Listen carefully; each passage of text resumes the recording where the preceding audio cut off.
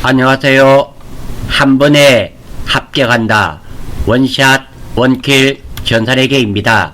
이번 강의는 전산회계 1급 92회 특별회 2강 실무 강의를 진행할 수 있도록 하겠습니다.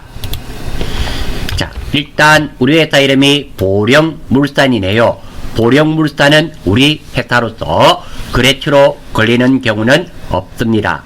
두 번째, 우리 회사는 가구류를 제조하여 판매하는 중소기업입니다. 그러니까 가구를 팔았단 말은 제품을 팔았단 의미가 됩니다. 1번 기초정보관리로서 거래처를 등록하시오. 예, 하겠습니다. 이 내용대로 하시는데요. 여기서 중요한 것은 주소 입력 시 우편번호는 입력하지 않아도 무방함. 즉 다시 말해서 우편번호는 입력하지 마세요. 채점하지 않겠습니다. 이런 의미가 되네요. 굳이 시간을 들여서 찾을 이유는 없다라죠. 자, 먼저 거래처 등록이죠. 거래처 등록 눌러주시고, 자, 보고 하나씩 입력하면 되겠습니다. 자, 이게 또 코드네요. 208 앞에 00은 입력하지 않으셔도 됩니다. 회사 이름은 주우진상사 갈로 열고 주 갈로 닫고 우진상사 오타 없이 정확하게 입력하시면 됩니다. 자, 유형은 동시네요. 동시 선택하고 사업자 등록번호입니다. 자, 옆에 거 보고 화면을 왔다 갔다 해서 죄송해요. 132812637 보고 정확하게 입력해 주시고요. 대표자 이름 조민지네요. 조민지. 업태 도매 그리고 종목은 스포츠 용품. 자, 주소 입력할 때 우편번호는 생략해도 된다 그랬죠. 보고 입력하겠습니다. 서울 특별시 서초구 명달로 105 갈로 열고 서초동 나온 대로 그대로 입력하시면 됩니다. 뭐 이렇게 나온 거 정확하게 입력하시고요. 입력이 끝나고 나면 내용이 많은 관계로 입력했는지 안 했는지 하나씩 이렇게 체크를 해 보셔야 됩니다. 물론 맞는지 오타가 있는지 확인도 꼭 해 주시면 되겠습니다. 뭐 1번 문제 간단한 문제입니다. 2번 계정 과목 및 주요 등록 메뉴에서 계정 과목을 신규로 등록하라 그러네요. 예, 한번 해보겠습니다. 아래쪽에 계정 과목 및 주요 등록 있죠? 여기에서 한번 볼게요. 먼저 코드 번호가 853번. 자, 여기에서 853번으로 입력을 하면 바로 찾아갑니다. 853 하면 바로 찾아왔죠? 아래쪽에 나와 있습니다. 자, 계정 과목 이름은 외주 용역비네요. 여기서 외주 안 취지네요. 외주라고 입력했더니 안 취지네요. 그러면 오른쪽 위쪽에 있습니다. 이쪽에 보시면 계정 과목 사용자 설정 계정 과목이라고 있죠. 여기서 뭐 외주 용역비 그대로 입력하시고요. 성격은 3번 경비하라 그랬습니다.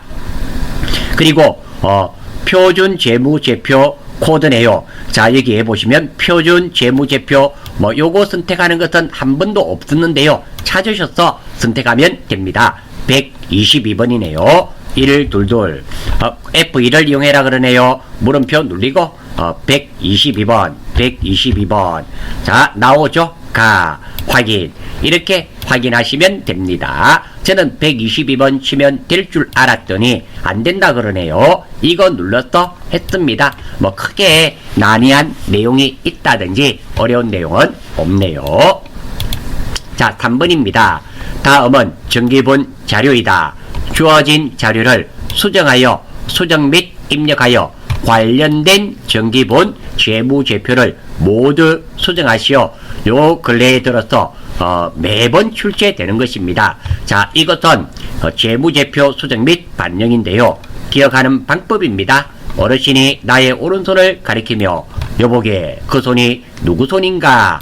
이럴 때 제 손인데요 라고 대답하셔야 됩니다. 여기에 답이 있습니다. 제일 먼저 제조원가 명세서 고치고요. 손익계산서 고치고 이익잉여금 처분계산서 고치고 마지막으로 재무상태표를 고칩니다. 빠져나오기 전에는 입력 후 하나의 값을 꼭 기억해서 다음에 반영을 시키게 되고요. 끝이 나고 나면 재무상태표에서 대차 차액이 없어야 됩니다. 공란으로 되어야 됩니다. 한번 해볼게요. 기초원재료 재고액 그리고 제공품 재고액은 여기 있죠. 정기본 원가 명세서에 있습니다. 자, 여기 보시면 정기본 원가 명세서 있죠? 눌러주시고 자, 보고 하나씩 입력하시면 돼요. 자, 여기에 나온 경우도 있지만 나오지 않은 경우도 있습니다. 자, 원재료비가 있네요.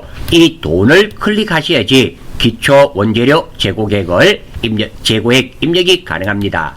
자, 여기에 눌러보시니까 기초 원재료 재고액 펼치시죠. 이 금액이 얼마? 2천만원 20뿔뿔 엔터. 그리고 기초 제공품 재고액은 여기 없습니다. 확인. 자, 천천히 찾아보시면 오른쪽에 있죠. 오른쪽에 여기에 기초 제공품 재고액이 있습니다. 이 금액이 얼마인가요? 30뿔뿔 되었습니다.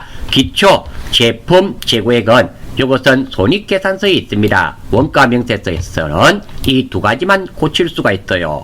자, 빠져나오기 전에 하나 기억할 겁니다. 이것은 손익계산서에 보고 입력할 것이며, 자, 단기 제품 제조원가 있죠. 이것이 반영이 되어야 됩니다. 3356225500 3356225500 이것들 반영을 시키겠습니다. 3356225500. 자, 여기 보면 제품 매출원가 있죠. 여기에 보시면 단기 제품 제조원가 3356225500 입력하시고요. 다음 두 번째입니다. 여기에 기초 제품 재고액이 있네요. 기초 제품 재고액 여기에 입력해주면 되겠습니다. 이 금액이 2,500만원이네요. 25 뿔뿔 확인. 자, 이것도 역시 마찬가지로 끝이 났기 때문에 빠져나오는데요. 이 단기 순이익을 기억을 하시면 됩니다. 79800뿔. 자, 기억해 두었다가요. 제손잉 정기본 이익잉여금 처분계산서에 가서 자, 여기에 단기 순이익을 바꾸어 주시면 됩니다. 이것을 바꾸어 주시는데요. 자, 기억했던 것을 적어두었던 것을 입력하셔도 좋고 아니면 이쪽에 보시면 불러오기라고 있습니다. 불러오기 하면 자동으로 반영이 됩니다. 저는 불러오기 이용하겠습니다. 예. 자, 그러면 79800뿔 되었습니다.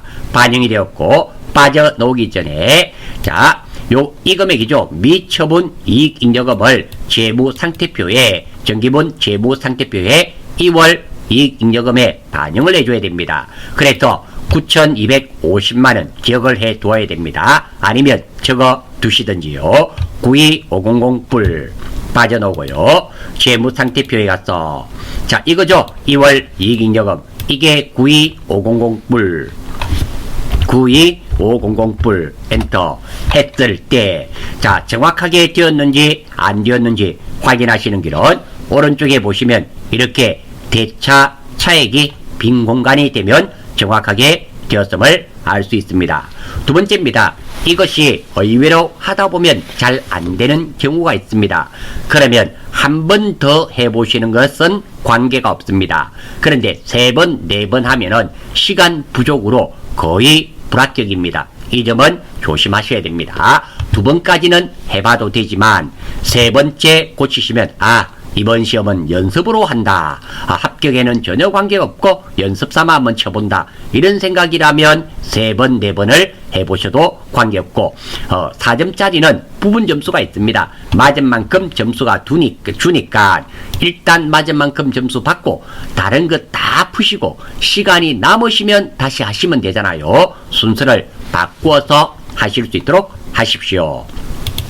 자, 일반 점표입니다. 1번 7월 10일 한국자동차에서 제품 운반용 화물차를 구입하는 과정에서 관련 법령에 따라 공채 액면가 87만원을 87만원에 현금으로 구입하였다. 이것은 차를 구입한 것이 아니라 새 차를 사면 이렇게 공채를 의무적으로 구입해야 됩니다. 구입하는 거, 그 내용이네요.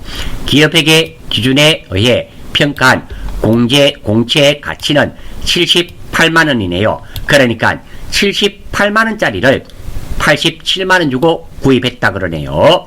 회사는 매도 가능증권 투자자산으로 회계 처리한다.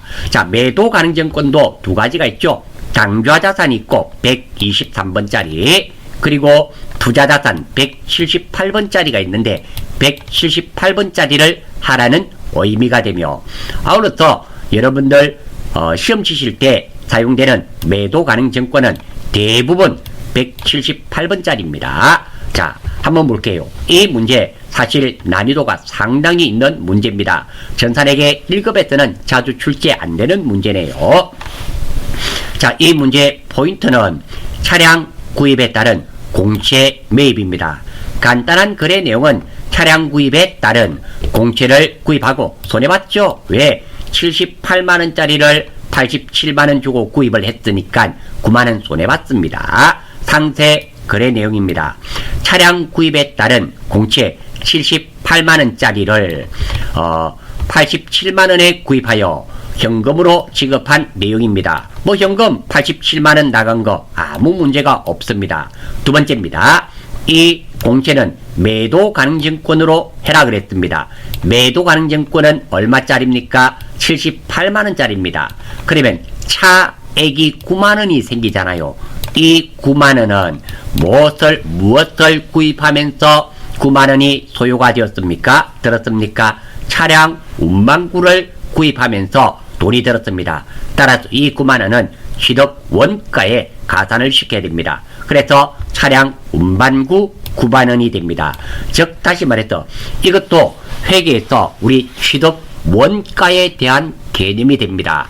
우리가 무엇을 구입하면서 들어간 돈 또는 부대 비용은 구입하는 것 가격 안에 포함시켜야 된다. 이런 말 기억나잖아요. 지금도 차를 구입했고 차를 사면서 78만원짜리를 87만원에 구입했습니다. 물론 이 78만원은 매도 가능증권 하라니까 별 문제없고, 실질적으로 내가 부담된 돈은 9만원이 손해를 봤습니다. 이 9만원은 무엇 안에 구입하는 것 가격 안에 포함을 시켜야 됩니다. 그래서 차량 운반구 9만원이 되고요. 다음 핵심 내용은 자산 구입에 따른 공채 매입의 차액 무조건 손해보죠. 해당 자산에 가산하여야 합니다. 취득 원가에 포함시켜야 된다. 이런 의미가 됩니다. 출제위원의 출제 의도는 자산 구입에 따른 공채 차액 처리가 가능한가요? 이것을 물어본 문제이며, 2-1번 문제는 자주 접하지 않는 난이도가 조금 높은 문제로 받아들이시면 되겠습니다. 자, 7월 12일 입력하러 가겠습니다. 자, 0712 차변이네요. 3번 매도 가능증권 그 금액은 얼마였어요? 780불. 또 차변 3번 차량 운반구죠. 차량 운반구 얼마? 90불. 그리고 대변 4번 현금 87만원. 자, 확인 한번 해볼까요? 날짜 맞고요. 차변 178번 매도 가능증권 차량 운반구 현금 예 아무 문제 없고요. 금액도 87만원씩 예 문제가 없네요. 자, 다음입니다. 2번 7월 22일 해외 거래처인 뉴욕 상사에 2019년 12월 5일 제품 2만 부를 외상으로 수출하고 2월 5일에 팔았네요. 그리고 2020년 7월 22일 외상 대금 전액을 회수하여 보통예금 계좌로 입금하였다. 2020년 올해 7월 22일 회계 처리를 하시오. 단 2019년 12월 31일에 적절한 회계 처리를 하였다고 가정한다. 자, 이렇게 되어 있네요. 자, 이 문제도 좀 그러네요. 조금 난이도가 있는 문제입니다. 사실 결산까지 하고 나서 이게 되어야 되기 때문에 이게 두 문제로 사실은 나와야 되는 게 정상인데, 이 출제위원은 한 문제로 결산과 그리고 일반 연표 처리를 한꺼번에 물어본 문제가 되겠습니다. 자, 한번 천천히 다음 페이지 보면서 할게요. 자, 이 내용은 아무튼 외상 매출금 받는 내용입니다. 물론 손해봤습니다. 자, 외상 매출금이 얼마냐면 2,300만 원입니다. 왜? 자, 우리가 판 날짜가 언제입니까? 12월 5일입니다. 그러면 요게 얼마가 돼요? 2만 불이죠. 2만 불 곱하기 요만큼을 하면 외상 매출금은 2019년 12월 5일은 2,200만 원입니다. 2,200만 원인데, 자, 12월 31일 날 결산을 했겠죠. 결산을 하면 어떻게 됩니까? 요게 2,300만 원이 되지 않습니까? 곱해버리면 2만 불 곱하기 1,150원을 하면은 2,300만 원이 됩니다. 그래서 2019년 12월 31일 날 외상 매출금 100만 원을 증가시키고 외화 환산이익 100만 원 이렇게 처리를 하게 됩니다. 그러면 외상 매출금이 합쳐지니까 총 얼마로 된다? 총 2,300만 원이 되죠.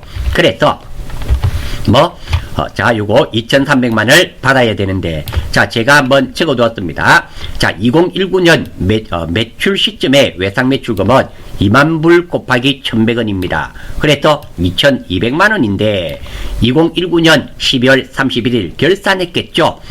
환율이 올랐습니다. 1,150원으로. 그러면 2,300만원이 됩니다. 100만원 이익 받죠.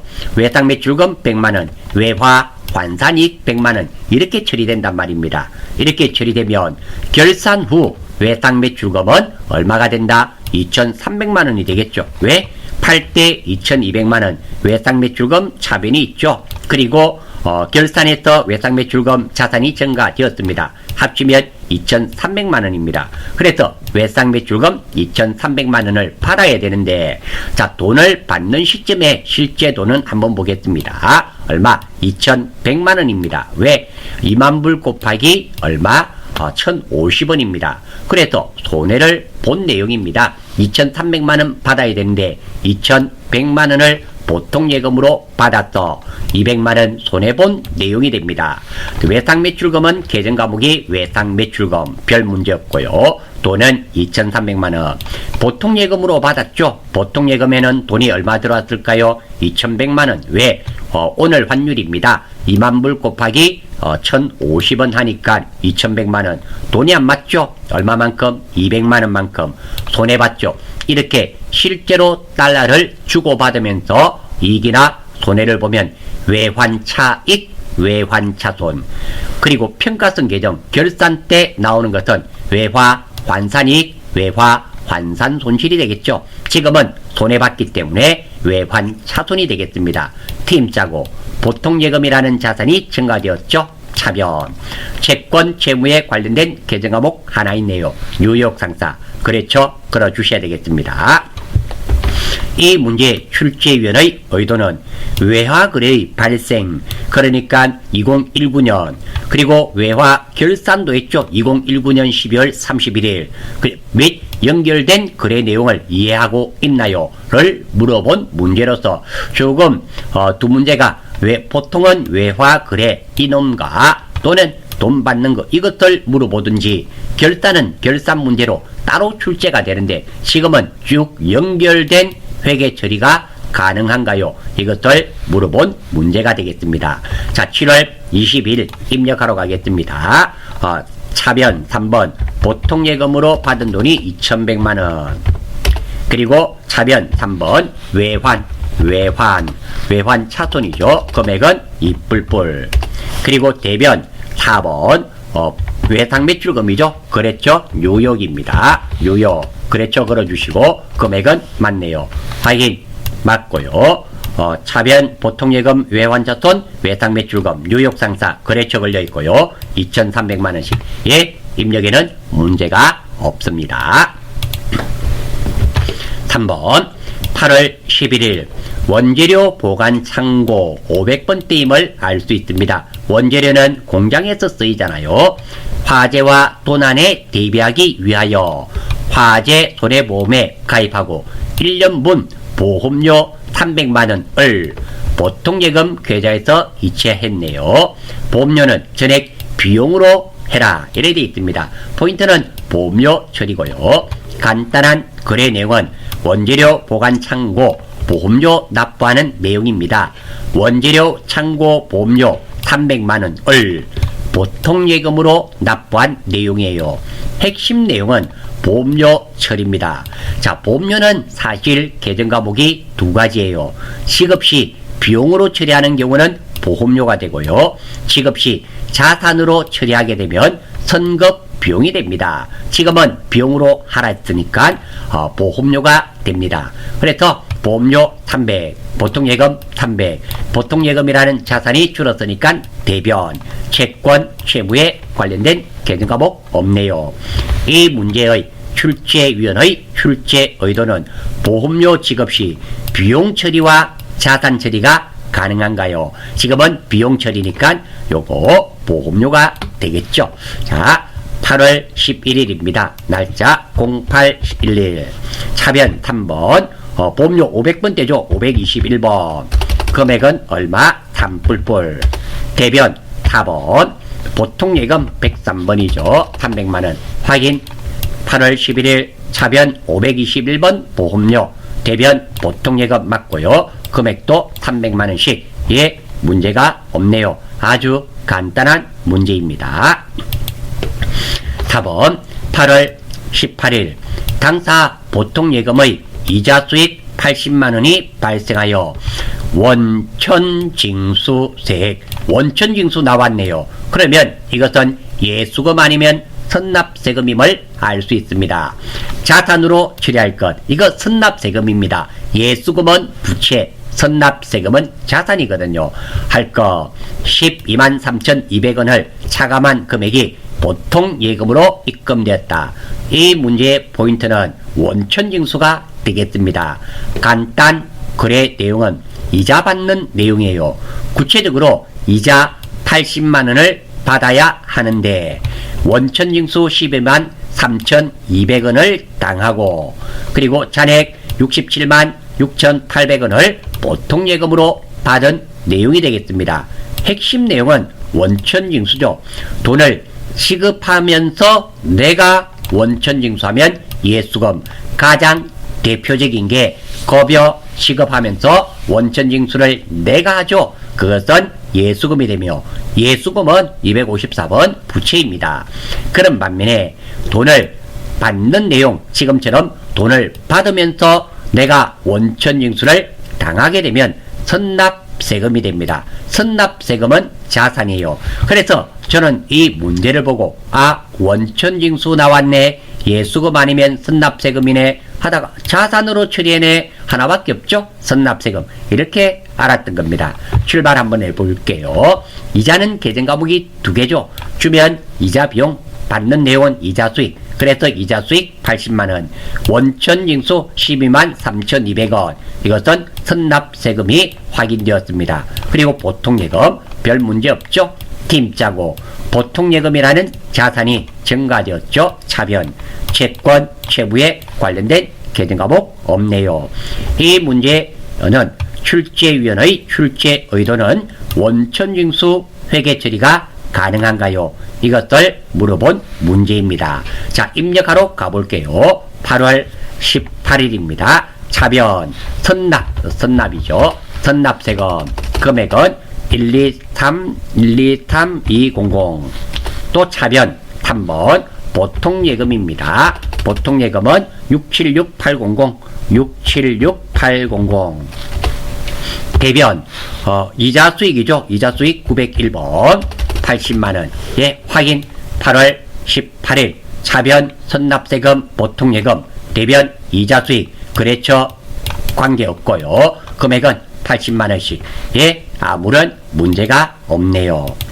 5번 9월 3일 3월 11일에 열린 주주총회에서 결의했던 금전배당금 1,000만원을 보통예금에서 지급하였다. 단 3월 11일 회계처리는 적절하게 이루어졌고 원천징수는 없는 것으로 가정한다. 첫 번째입니다. 우리 문제는 9월 13일 문제입니다. 이렇게 다른 날짜가 나왔잖아요. 그러면 일단 들어가 봅니다. 몇 월 며칠? 3월 31일 날 들어가 봐요. 있으면 좋고 없어도 관계는 없습니다. 03월 31일. 자, 한번 볼까요? 여기 보니까 자, 이런 게 있네요. 요게 있습니다. 지금 번호가 있죠. 2월 이익잉여금, 미지급 이익준비금, 미지급 배당금 이렇게 돼 있습니다. 자, 요것이 돼 있네요. 자, 미지급 배당금 주는 거죠. 알 수 있습니다. 1000만 원인 건 이거밖에 없습니다. 그리고 뭐 여기에 미지급 배당금 대변에 있지 않습니까? 그러면 이 내용은 3월 31일 때 미지급 배당금으로 했던 것을 지금 돈을 주겠다라는 겁니다.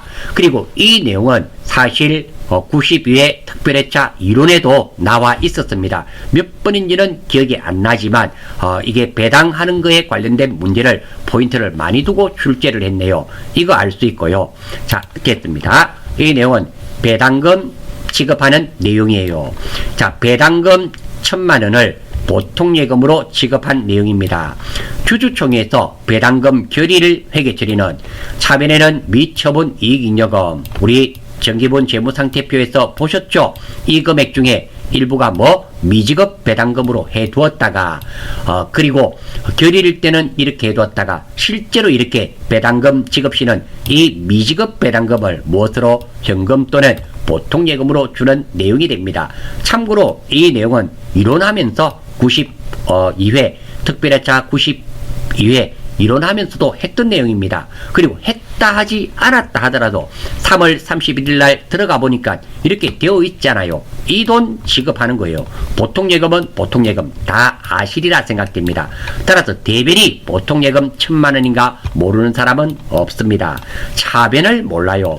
3월 31일 날 들어가 보았더라면 미지급 배당금이라는 거 당연히 차변에 와야 된다는 거 알 수가 있었고요. 두 번째로 3월 31일 날 들어가 보지 않는다 하더라도 이 내용은 사실은 알고 있었어야 됐습니다. 가장 중요한 것은 일단 3월 31일 날 들어가 보는 게 더 중요하다. 즉 한번 볼까요? 이때 3월 31일 날 1000만 원짜리 있는 거 이거 하나밖에 없습니다. 이쪽으로 보시면 뭐 미지급 배당금으로 되어 있잖아요. 이거 지급하는 겁니다. 그러면 대변에 있으니까 지급하면 어느 변으로 와야 되겠다? 차변에 와야만 됩니다. 안 그러면 미지급 배당금이라는 부채가 줄어들지를 않습니다. 이거 보고도 알 수 있어요. 다음 채권 채무에 관련된 계정 과목 없네요. 자, 이 문제 출제위원의 출제 의도는 배당금 결의일 처리와 배당금 지급 시 회계 처리가 가능한가요? 를 묻는 문제예요. 제가 기억하기로는 이런 문제에 주식으로 배당하는 거 그거 처리하는 문제가 나왔었는데요. 지금은 실제로 뭐 보통예금으로 금전 배당이 이루어지는 거네요. 자, 입력하러 가겠습니다. 9월 3일입니다. 0903 차변 미지급 배당금 미지급 배당금 금액은 10 뿔뿔 대변 답은 보통예금이네요. 그래서 관계없고요. 확인. 9월 3일 미지급 배당금 보통예금 금액도 각각 1000만 원씩. 예, 아무런 문제가 없습니다. 자, 일반연표 마지막 문제이네요.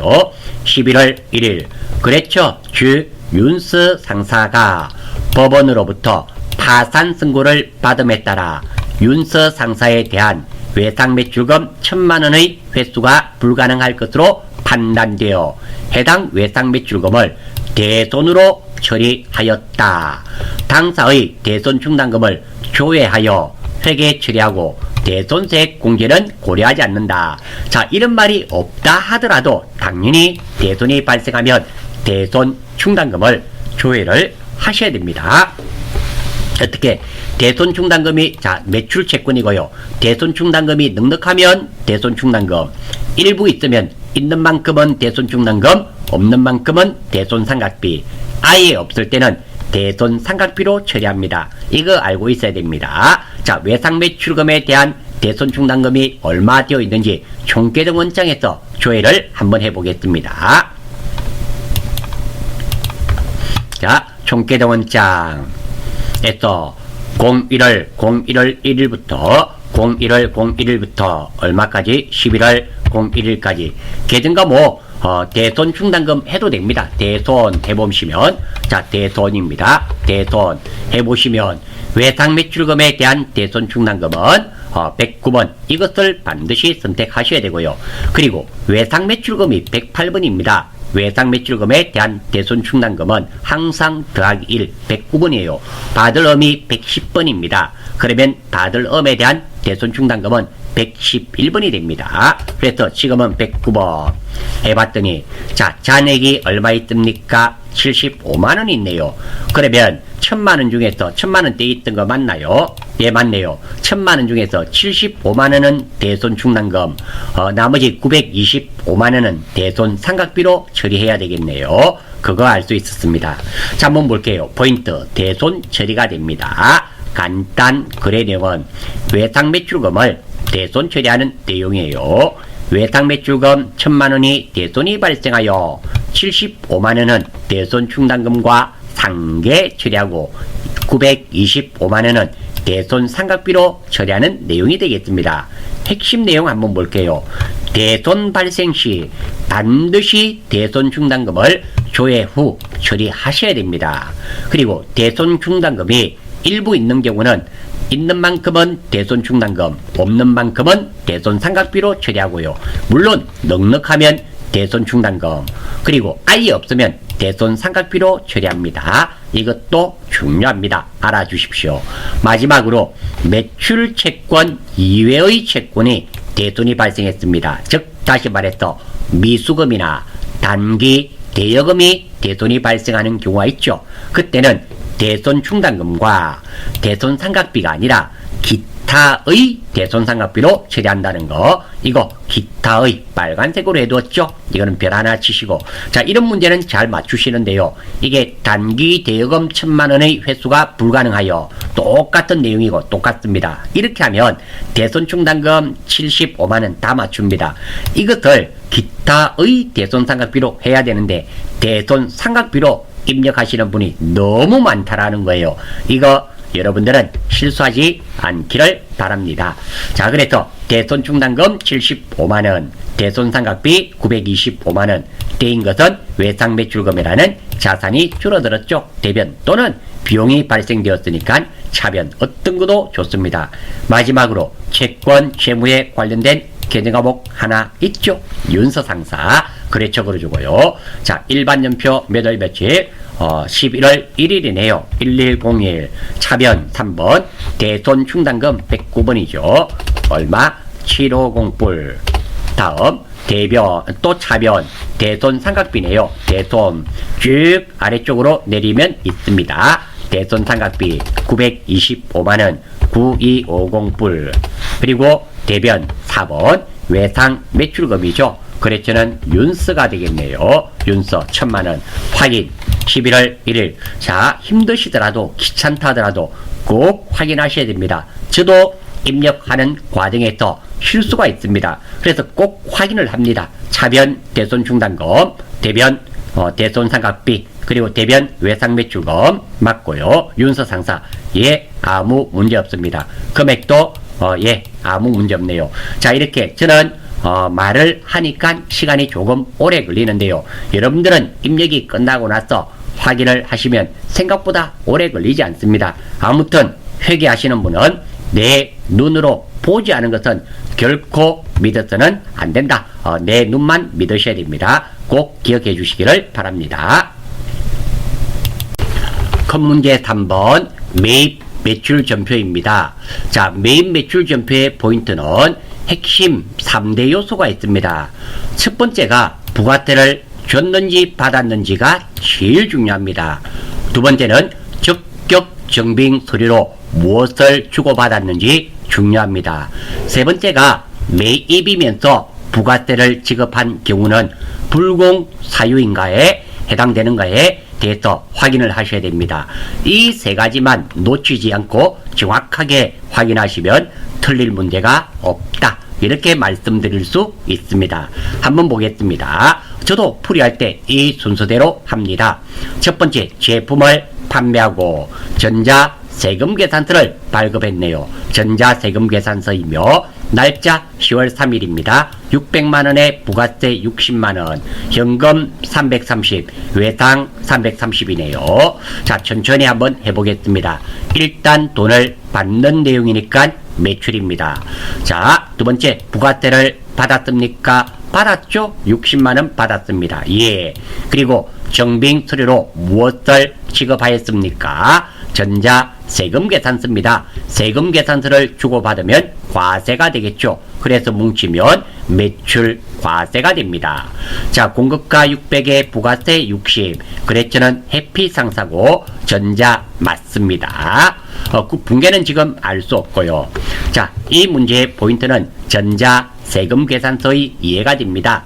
간단 거래 내용은 제품 매출하고 돈 받는 내용이에요. 제품 600만원과 부가세 60만원을 매출하고 330만원은 현금 받고 잔액은 외상으로 한 내용입니다. 따라서 제품 매출 600에 부가세 예수금 60만원, 현금 330에 외상 매출금 330, 팀짜고요. 현금이라는 자산이 증가되었으니까 차변, 채권 채무에 관련된 계정 과목 하나 있습니다. 이거 누구한테 받아야 됩니까? 해피상사. 거래처 걸 필요 없습니다. 자동으로 되니까. 구분은 3번, 4번. 자, 이 붕괴입니다. 자, 붕괴는 1. 현금 또는 2. 외상 또는 3. 혼합 중 어떤 것을 선택하셔도 됩니다. 즉, 다시 말해서 이것은 채점 대상이 아니다 생각하시고 하단 붕괴만 맞으면 됩니다. 물론 지금 이 문제의 경우는 1번에서 입력하시면 이게 현금으로 되기 때문에 외상매출금 입력이 안 됩니다. 이것도 2번에서 입력하시면 외상거래이기 때문에 현금을 입력할 수가 없어요. 지금 이 문제는 3번으로만 가능합니다. 하고 다른 문제들입니다. 다른 문제들에 보면 차변이 현금 하나만 딸랑 놓든지 대변이 현금 하나만 딸랑 놓으면 현금으로 해도 되고 혼합으로 해도 되고 어떤 것을 해도 무방하다. 이 말씀 드리고 싶었습니다. 자, 이거 매입 매출전표에 입력하러 가겠습니다. 자, 먼저 날짜 10월 3일이네요. 03일. 자, 유형 매출과세죠. 하단에서 찾으시면 됩니다. 11번이 되겠죠. 11번. 품목 수량 단가는 채점 대상 아니고요. 공급가 6불에 부가세 60만원 확인은 꼭 하셔야 됩니다. 해피입니다. 해피 상사. 전자 맞으니까 1번. 붕괴는 3번. 자, 대변 확인합니다. 대변은 맞게 되어 있네요. 차변 현금이죠. 현금 얼마? 3300불. 그리고 차변 3번 외상 매출금 3300불. 자, 확인. 자, 날짜 10월 3일 맞습니다. 빨간색 매출 과세 맞고요. 660에 해피 상사 맞고 전자 맞습니다. 하단 대변 부가세 예수금 제품 매출, 차변 현금 외상 매출금 맞고요. 금액도 예 아무 문제 없습니다. 1번 아주 간단한 문제가 되겠습니다. 2번 11월 15일 대표이사의 자택에서 사용할 목적으로 대표이사의 개인적인 공급이네요. 전자마트에서 3D TV 350만원 부가세 별도에 구입하고 회사 명의로 전자 세금 계산서를 받았으며 대금은 당사 수표를 발행했네요. 내 당 남현 내가 발행했으니까 당좌 예금이 되겠죠. 발행하여 지급하였다. 단 차변 계정 과목은 가지급금으로 처리한다. 실제위원 너무 친절하네요. 위원님. 본대 대표이사의 개인적인 지출은 가지급금이 맞죠. 자, 아무튼 출발하겠습니다. 첫 번째 돈을 주는 내용이니까 매입입니다. 두 번째 부가세 지급하였습니까? 별도죠. 그러면 예입니다. 이렇게 매입이면서 부가세를 지급했을 때는 반드시 불공사유인가 물어봐야 됩니다. 자, 이것은 대표이사의 개인적인 지출입니다. 불공사유죠. 그리고 정빙 처리로 무엇을 받았습니까? 전자 세금 계산서 불공이 됩니다. 자, 따라서 이것은 매입 불공이 되고요. 공급가 350에 부가세 35만원 누구한테 샀습니까? 전자마트에게 샀죠. 그리고 전자 세금 계산서 맞습니다. 자, 이 문제의 포인트는 매입 불공이 됩니다. 간단 거래 내용은 대표이사의 개인적인 지출 하는 내용이에요.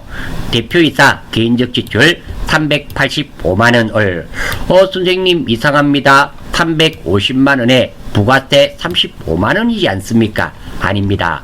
불공일 때는 부가세 대거금이 나오지 않습니다.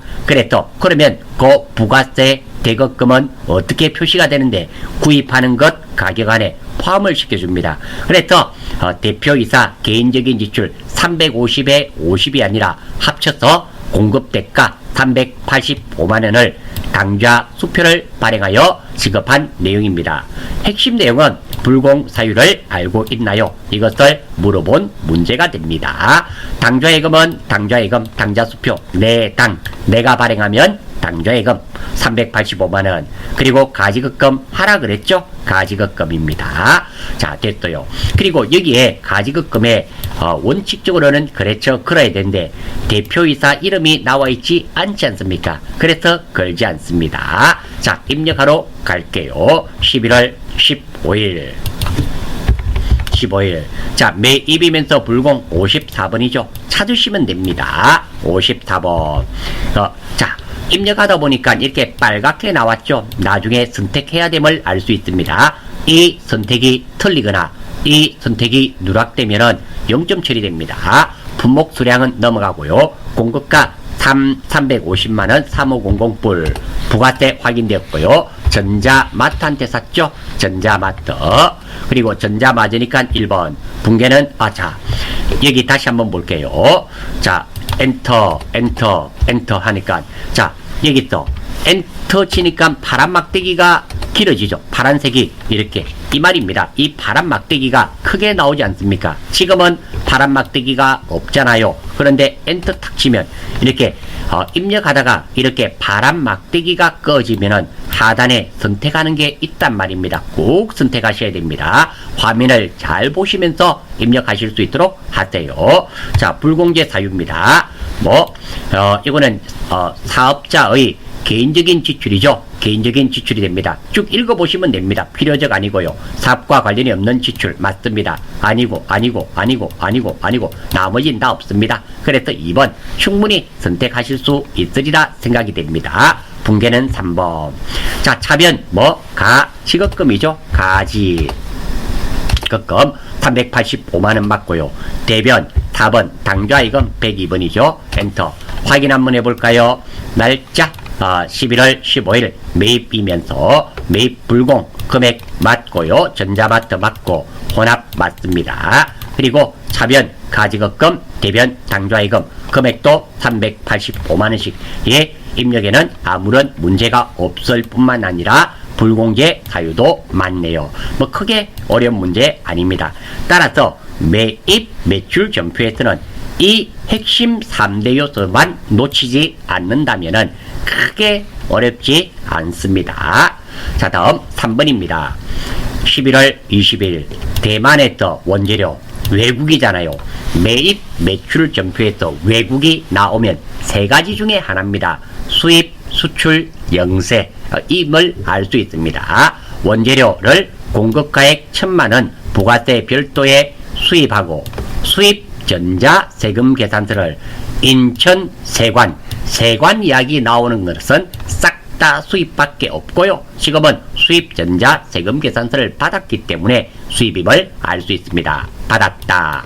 당일 부가가치세를 현금으로 납부하였으며 부가가치세에 대한 회계 처리만 하도록 한다. 그래서 세관의 부가세만 납부하는 내용입니다. 한번 볼까요? 수입 전자 세금 계산서 인천세관에 납부하네요. 우리가 보령물산입니다. 11월 20일이고 1000만원짜리 샀는데 이 과세표준은 우리 매입처에 줘야 되겠죠. 대만에 줘야 되는 거고 인천세관에는 100만원 주는 겁니다. 이거 무엇으로? 현금으로 납부한 겁니다. 확인 한번 해볼게요. 자 돈을 주는 내용이니까 매입입니다. 부가세를 지급했습니까? 예입니다. 이렇게 매입이면서 부가세를 지급했을 때는 불공사유인가를 물어봐야 됩니다. 물어봐야 되고 지금은 불공사유가 아닙니다. 그리고 정빙 서류로 무엇을 받았습니까? 수입 전자 세금 계산서를 받았기 때문에 수입입니다. 그래서 매입이면서 수입. 1000만원에 100만원 인천세관 전자 맞습니다. 자, 포인트입니다. 외국 관련 거래예요. 간단한 거래 내용은 부가세 납부하는 내용입니다.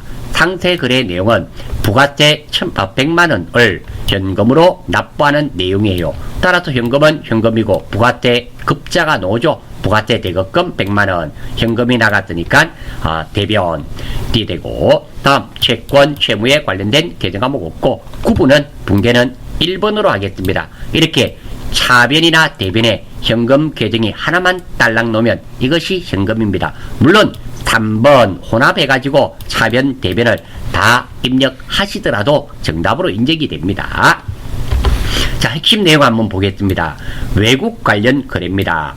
자, 첫 번째 신용장, 구매 확인서, 영세율 세금 계산서 중에 한 개라도 넣으면 그것은 영세가 되고요.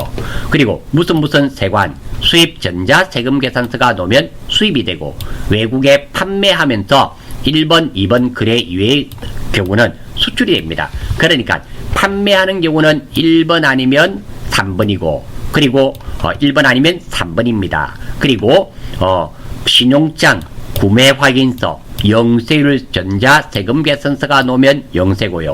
외국에 팔면서 이런 것들이 없으면 직수출, 수출이 된다라는 거. 두 번째입니다. 무슨 세관이 나오면, 지금 인천세관이 나왔죠. 나오면 대부분 세관에 부가세만 납부하는 내용이라는 거 참고로 알아주시면 좋겠습니다. 자, 입력하러 갈게요. 11월 20일입니다.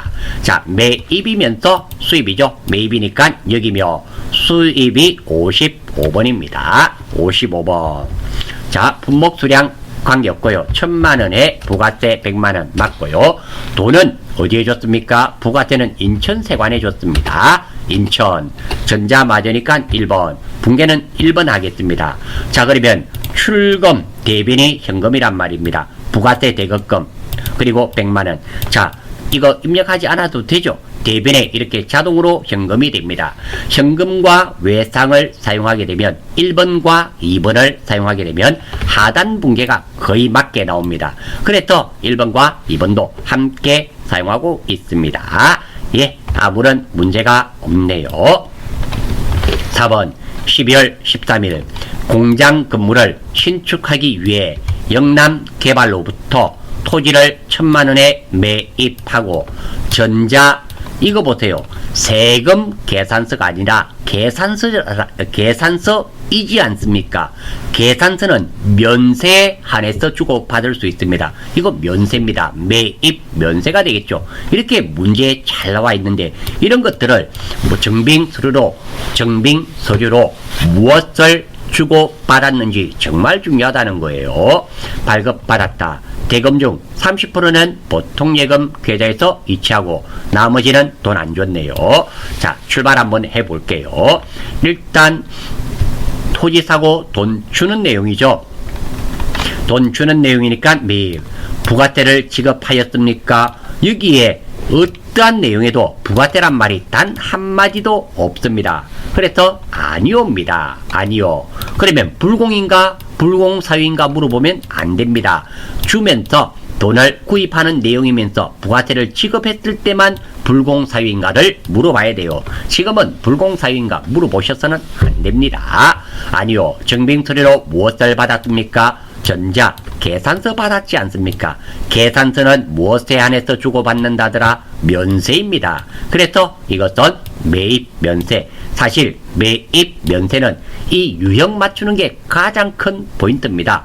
공급가 2천만원에 1000만원이죠. 공급가 1000만원의 오타입니다.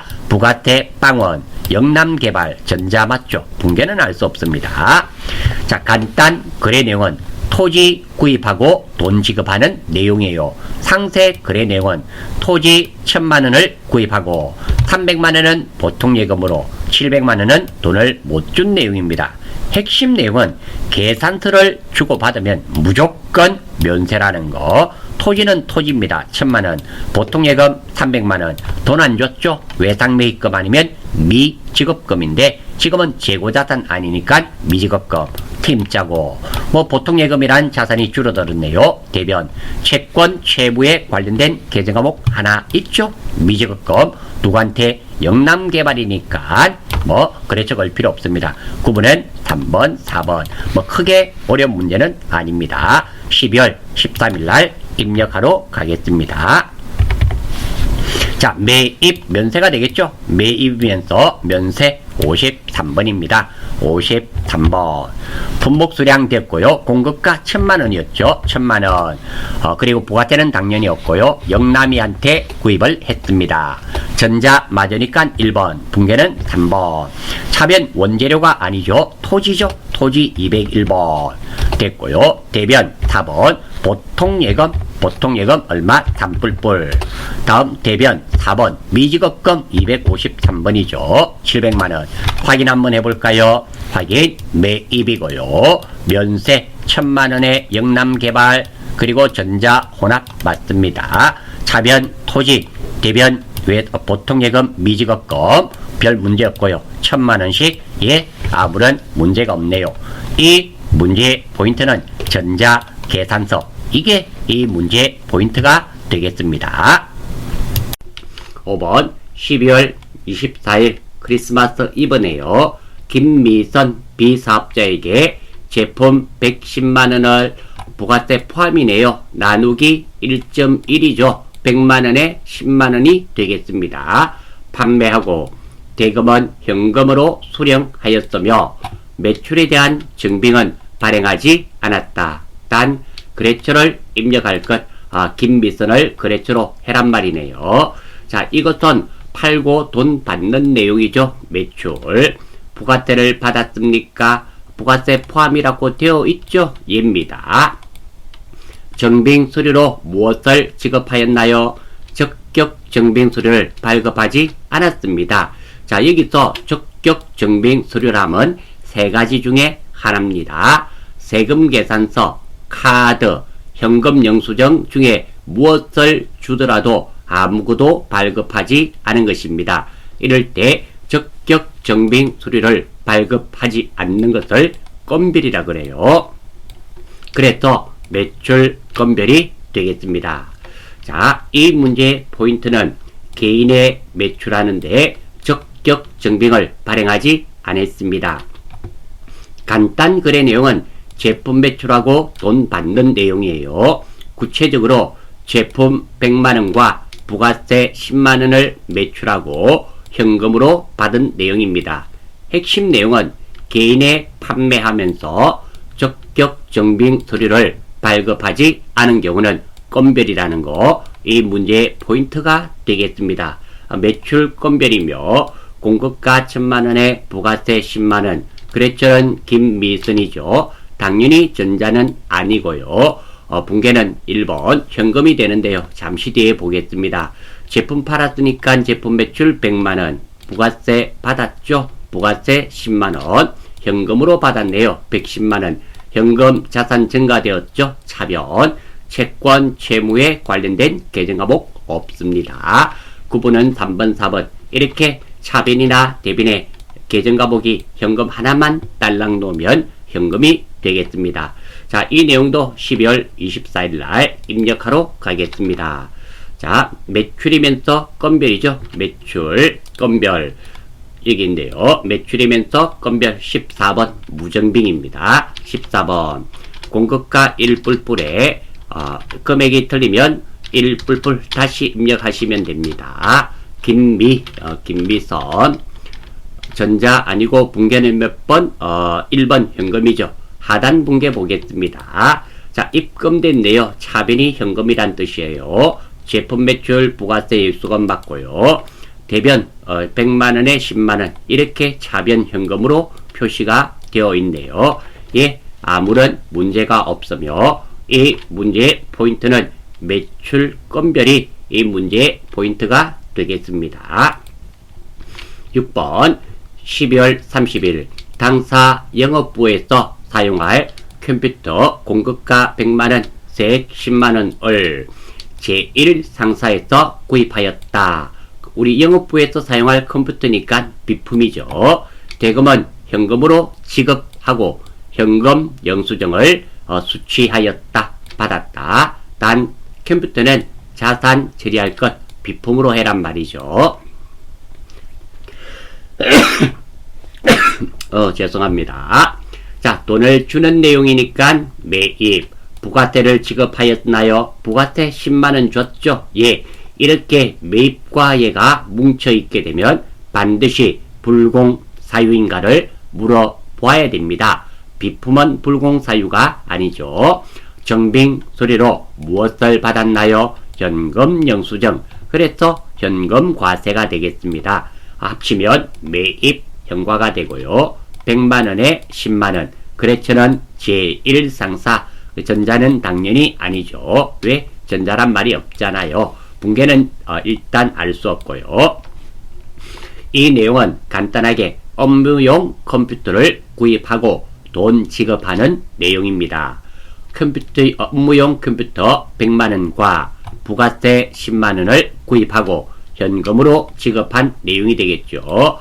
비품 100만원에 부가세 10만원, 현금 110만원.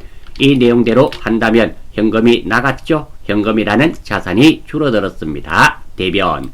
채권 채무에 관련된 계정 과목 없고요. 구분은 이거는 1번에서 차변만 입력하면 됩니다. 이렇게 현금 하나만 딸랑 넣으면 붕괴는 현금이 되겠죠. 간단한 문제네요. 12월 30일 입력하러 가겠습니다. 매출이면서 매입이면서 현과죠. 매입이면서 현금과세 61번입니다. 61번. 공급가 현금이나 현금과세나 카드과세인 경우는 공급 대가를 입력하면 나뉘어집니다. 110만원. 물론 돈이 틀리면 다시 입력하시면 됩니다. 제1상사죠. 제1. 그리고 전자 아니고 붕괴는 몇 번? 1번. 그리고 출금됐네요. 차변 부가세 대거금은 맞고요. 출금 차변이 원재료가 아니죠. 비품이죠. 212번 비품. 자, 확인 한번 해볼까요? 자, 매입 맞고요. 12월 30일 현금과세 맞고요. 100만원에 10만원 제1상사 현금 맞습니다. 물론 이 붕괴를 3번 혼합으로 입력하셔서 하단 붕괴를 다 입력하셔도 무방합니다. 자, 출금, 부가세 대급금, 그리고 비품, 예, 맞고요. 차변 110만원, 대변 현금으로 되어 있고, 110만원, 예, 입력에 문제가 없네요. 자, 이름으로써 매입, 매출 전표는 마무리 짓고요. 수정하는 문제 보겠습니다. 7월 10일, 세금과 공과로 처리한 금액 10만원 원, 임직원들에게 6월 급여를 지급하면서 원천 징수한 소득세를 현금으로 납부한 것을 확인하였다. 자, 이 내용의 핵심은 원천징수죠. 원천징수가 놓으면 예수금 아니면 선납세금이 되겠죠. 지금은 급여를 지급하면서 원천징수 했으니까 예수금이 되겠습니다. 즉 세금과 공과를 예수금으로 바꾸면 되겠네요. 아울러서 법인 사업자의 사업소득에 따른 세금은 법인세이고요. 근로자가 납부하는 세금은 소득세입니다. 왜 이런 말씀을 제가 따로 적어 두었는가 하면 이렇게 소득세를 내잖아요. 이 소득세는 회사가 내는 것이 아니라 근로자가 내어야 하는 세금을, 소득에 대한 세금을 누가 회사가 징수하였다가 다음 달 10일까지 세금을 납부해야 되는 겁니다. 원칙적으로 소득세는 누가 내는 거다? 근로자가 내는 겁니다. 근로자가 일 마치고 세무서에 가서 낼 수 없으니까 회사에서 근로소득세를 월급 주면서 원천징수한 다음에 다음 달 10일까지 회사가 납부하게 대신 납부해주는 그런 개념이라는 거. 소득세는 회사가 납부하는 세금이 아닙니다. 근로자가 납부해야 하는 세금이에요. 자, 이 내용 7월 10일 거 입력하러 가겠습니다. 자, 07월 10일이죠. 07월 10일. 이거 0710. 자, 차변에 이 세금과 공과를 무엇으로? 예수금으로 바꾸면 되겠네요. 254번 예수금 바꾸면 되겠습니다. 아주 간단한 문제가 되겠네요. 자, 다음입니다. 2번 한번 볼게요. 9월 20일 생산직 직원들 500번대네요. 대한 확정급여형 퇴직연금에 가입하고 600만원을 보통예금 계좌에서 이체 납부하였으나 확정기여형으로 회계 처리했다. 자, 이것도 일반 전표네요. 9월 20일 날 들어가 보겠습니다. 0920. 자, 퇴직급여로 되어 있네요. 자, 이 문제는 출제위원의 출제 의도가 확정급여형 퇴직연금과 확정기여형 퇴직연금에 대한 것을 알고 있는지 물어본 문제입니다. 확정급여형 퇴직연금을 납부할 경우는 퇴직연금 운용자산으로 하고요. 확정기여형 퇴직연금일 때는 퇴직급여로 처리합니다. 즉 퇴직연금의 포인트는 말과 계정 과목에 급여가 한 번만 나옵니다. 자, 다시 한번 볼까요? 확정급여형이니까 계정 과목에 급여가 나오지 않고요. 확정기여형 급여라는 글자가 없죠. 그러면 계정 과목에 퇴직급여라는 글자가 나온단 말입니다. 두 번째입니다. 퇴직금 관련 계정 과목은 퇴직이라 치면 나타납니다. 요게 퇴직연금 운용자산 같은 경우는 잘 쓰는 계정 과목이 아니다 보니까 기억이 잘 안 날 수가 있어요. 걱정하실 필요 없습니다. 입력하실 때 퇴직이라 하시면 됩니다. 지금은 확정급여형이니까 퇴직연금 운용자산으로만 바꾸면 되겠네요. 퇴직급여가 아니라 퇴직 엔터. 퇴직연금 운용자산 168번 있죠? 이거 선택해 주시면 됩니다. 확인. 수정하는 문제는 아주 간단하게 되네요. 다음 결산입니다. 결산일 현재 영업부분 건물에 대한 삼성화재보험에 지급된 화재보험료의 상세 내역이다. 월할 계산하고 한 달 계산하란 말이죠. 엄수로 입력하지 말 것. 보험기간은 7월 1일부터 6월 30일까지. 보험료는 600만원이고 보험료 납부기일은 7월 1일날 납부했으며 전액 비용으로 처리함. 이 말이 가장 중요한 말이 됩니다. 자, 어떻게 되는가 하면 그림을 한번 그려볼게요. 7월 1일부터 6월 30일까지 600만원입니다. 오늘은 결산일로서 12월 31일. 자, 그러면 6개월이니까 300만원 나누어짐을 알 수 있습니다. 보험료는 언제 주었다? 7월 1일날 지급하였습니다. 자, 그러면 보험료는 주는 내용이죠. 보험료는 지급하는 내용입니다. 두 번째, 먼저 줬는지 못 줬는지 찾아보겠습니다. 오늘은 12월 31일, 보험료 지급한 날은 7월 1일. 12월 31일보다 앞에 줬으면 먼저 준 내용, 뒤에 주면 못 준 내용인데 7월 1일날 줬으니까 앞에 줬죠. 그래서 먼저 지급한 내용입니다. 두 번째, 돈은 얼마인지 얼마 먼저 줬는지 보겠습니다. 7월 1일날은 6월 30일 끝까지 1년치 얼마를 600만원을 먼저 주었습니다. 하지만 오늘은 12월 31일 언제까지? 6월 30일 끝까지 300만원이네요.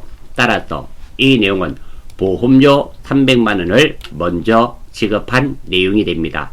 보험료는 보험료죠. 보험료는 보험료이고, 먼저 이 칸부터 순서 제가 번호 적어 두었죠. 주는 내용이면 비용, 받는 내용이면 수익을 적으면 됩니다. 지금은 지급한 내용이니까 주는 내용, 비용을 적었습니다. 다음 이 칸, 먼저면 선, 모시면 미. 지금은 먼저 줬죠. 그래서 선. 다음 이 칸, 주는 내용이면 급, 받는 내용이면 수를 적으면 됩니다. 지금은 지급한 내용이니까 주는 내용, 급. 그래서 선급비용. 마지막으로 이 만들어진 계정 과목을 가지고 자리를 잡습니다. 자산이면 차변, 부채이면 대변에 적으면 되는데요. 선급비용은 자산입니다. 그래서 차변. 금액은 300만원이죠. 상대 계정은 여기 적어두었죠. 반대편에는 보험료. 이게 자산이면 차변에 적으면 되고요. 이 만들어진 계정이 부채이면 대변에 적으면 됩니다.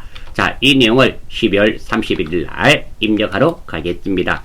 수동분계는 결산은 항상 12월 31일입니다. 3번 선거비용 금액은 300만원 3뿔뿔. 대변 4번 보험료죠. 보험료 817번이죠. 821번 보험료 300만원. 예, 별 문제가 없네요. 2번 기말 현재 당사가 단기 매매 차익을 목적으로 보유하고 있는 수정상사의 주식의 취득원가 전년도 말 및 당해연도 공정가액은 다음과 같다. 자, 한번 보겠습니다. 자, 첫 번째 단기 매매 정권이고요. 취득원가 1,500만원 주고 샀습니다.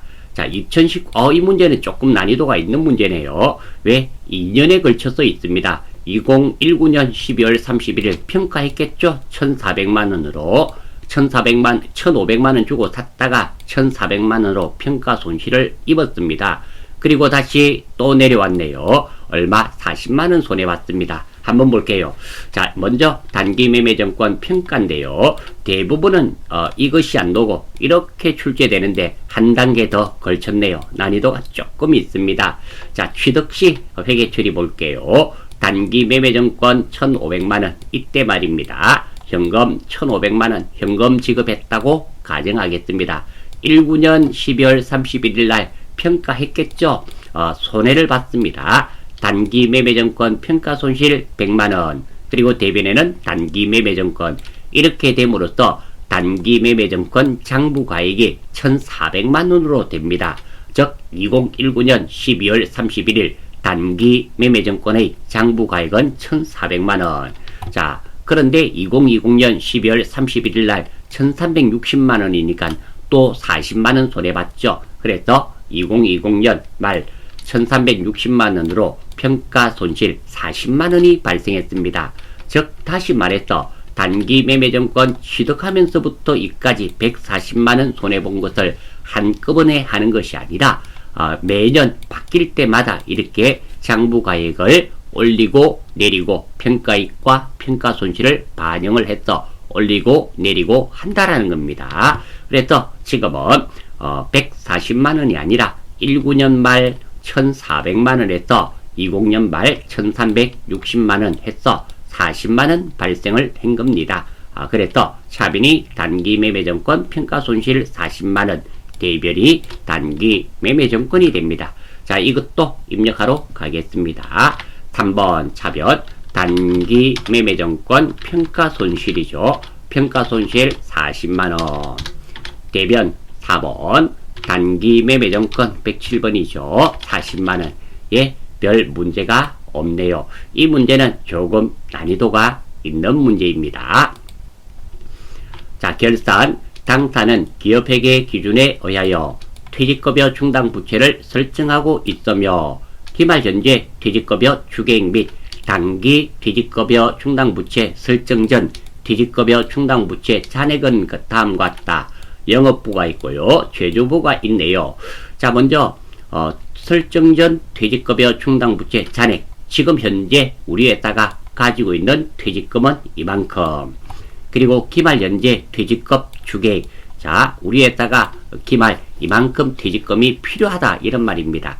그러니까 이 문제는 이 말뜻을 잘 아시면 되겠네요. 현재 우리 회사가 가지고 있는 퇴직급여 충당 부채이고 이거는 올해 총 퇴직급여 필요한 퇴직급여 충당 부채입니다. 그러면 2,800만원이 필요한데 지금 우리는 얼마 있다? 2,500만원, 300만원 입력하면 추가로 입력하면 되고요.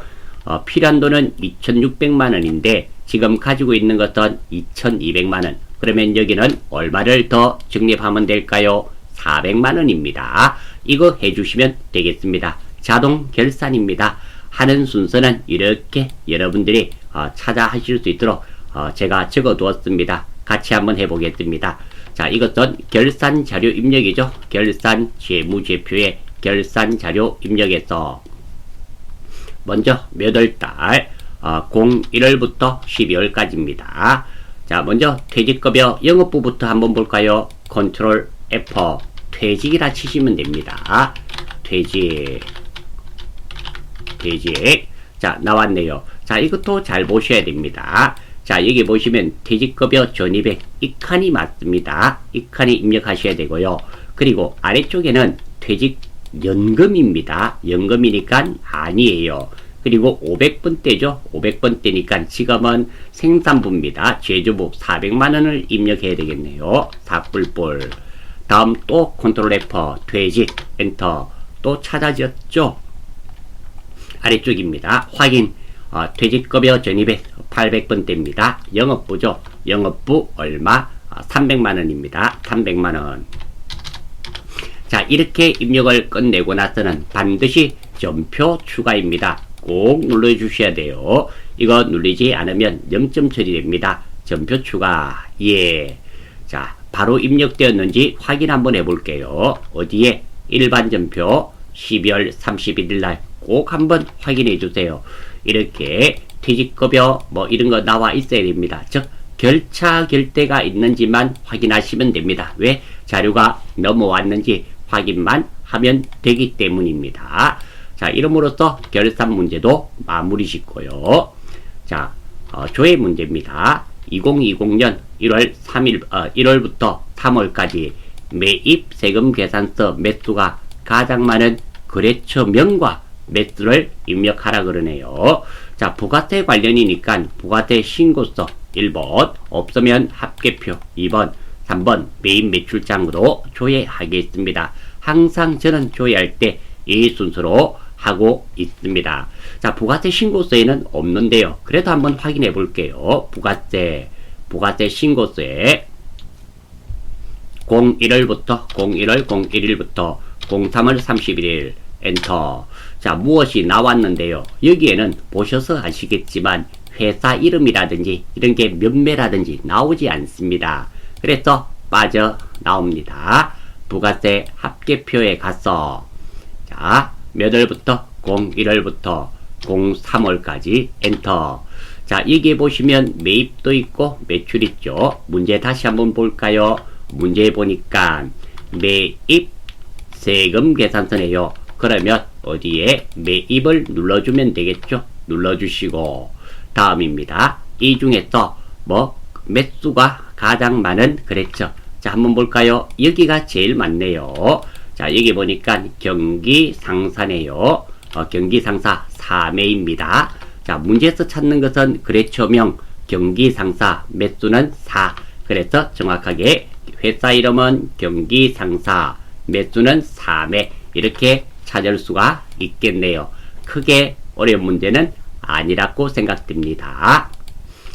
1월부터 6월까지 판매비와 관리비로 지출한 복리후생비는 얼마인가? 이것은 복리후생비를 물어보는 거죠. 복리후생비를 물어본 문제입니다. 그래서 요거 색깔을 잘못 칠했네요. 판매비와 관리비로 지출한 복리후생비 811번이죠. 계정 과목이 한 개가 있든지 한 개가 추측되면 총계정 원장입니다. 요거 바꿔야 되겠네요. 죄송합니다. 요거 3번에서 총계정 원장에서 찾을 수가 있습니다. 한번 찾아볼게요. 어디 있어? 총계정 원장이죠. 총계정 원장에서 자, 몇 월부터 몇 월? 문제에서 1월부터 6월까지죠. 그러니까 01부터 06, 30까지 계정 과목은 판매비와 관리비의 복리후생비는 811번이죠. 물론 이거 눌러서 계정 과목 코드를 모르시면 눌러서 복리 한번 해볼게요. 복리후생비인데 811번 이것이 판매비와 관리비가 되겠네요. 확인. 자, 811번 나왔습니다. 자, 뭐가 나왔고요? 이 중에서 판매비와 관리비로 지출한 복리후생비입니다. 그러면 여기죠. 1월달부터 여기까지 합계가 137만 6천원이 정답이 되겠고요.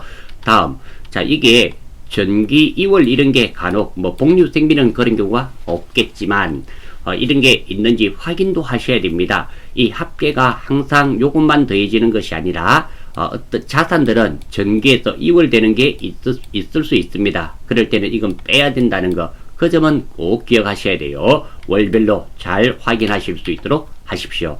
아무튼 이 문제의 정답은 137만 6천원이 되겠네요. 뭐 크게 어려운 부분은 아니고요. 이 부분은 제가 색칠을 잘못했습니다. 다시 한 번 더 양해의 말씀을 드리겠습니다. 총계정 원장에서 찾으시면 돼요.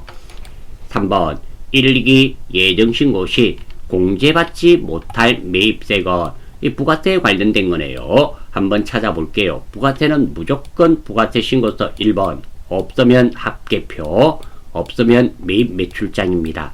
자, 한번 출발해 보겠습니다. 먼저 부가세 신고서 들어가 보겠습니다. 부가세 신고가서 1기 예정이니까 1월부터 01월 01일부터 03월 31일까지죠. 엔터. 자, 이 중에서 우리가 찾는 것은 공제받지 못할 매입세액을 물어봤습니다. 자, 아래쪽에 한번 볼까요? 여기 보시면 16번 칸이죠. 공제받지 못할 매입세액 나와 있습니다. 공급가는 321만원이고 세액은 32만 1천원. 따라서 이 문제의 정답은 32만 1천원이 됩니다. 크게 줘야 하는 문제는 내 나름대로, 나름대로 이렇게 줘야 하는 순서를 딱 정해서 찾으시면 아주 쉽게 문제를 찾으실 수가 있습니다. 자, 마치기 전에 강의에 사용한 원본 파일입니다. 이 해설 파일이 혹시 필요하신 분은 이 영상 아래에 요점 정리 파일이 필요하시더라도 이 영상 아래에 메일 주소 남겨주시면 제가 전산회계 1급, 전산세무 2급, FAT, DAT 가진 것들이 많습니다. 왕창 한꺼번에 보내드릴 수 있도록 하겠습니다. 수고하셨습니다.